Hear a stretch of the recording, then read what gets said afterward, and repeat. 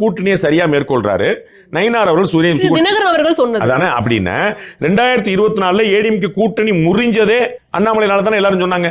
நான் ஒருத்தன் தான் முட்டு கொடுத்துருந்தேன் அன்னைக்கு. அதெல்லாம் கிடையவே கிடையாது. அவர் ஒன்றும் தப்பா பேசலாம். அன்னைக்கு நீங்க எடுத்து பாருங்க வரலாறு 2024 இருந்து நீங்க இன்னைக்கு வரைக்கும் பாருங்க. யாராவது ஒரு நாள் மாற்றி இருக்கான பாருங்க. அன்னைக்கு பூரா நான் சோல் ஆளாத்த சப்போர்ட் பண்ணிட்டு இருந்தேன். இன்னைக்கு வந்து எல்லாரும் அண்ணாமலை நல்லவர், நயினார் கெட்டவர். எனக்கு புரியவே இல்லை. தினகரன் அவர்கள் சொன்னதான் சொல்றேன். அதைத்தான் நானும் சொல்ல வரேன். இது வந்து ஒவ்வொருத்தருக்குமான ஒவ்வொரு ஈக்குவேஷன் இருக்கும். எப்படி நயினாருக்கும் டிடிவிக்கும் ஒரு பிரச்சனை இருக்குதோ அத மாதிரி இபிஎஸ்க்கும் அண்ணாமலைக்கும் ஒரு பிரச்சனை.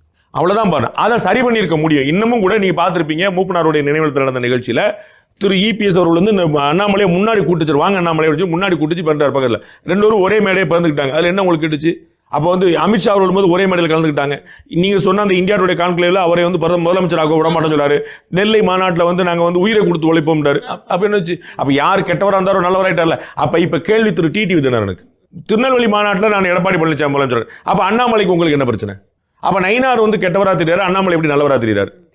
அது வந்து இது வேற ஒரு விஷயம். இது ஈஸியா சுலபமா சரி பண்ணிட முடியும், சரி பண்ணிடுவாங்க.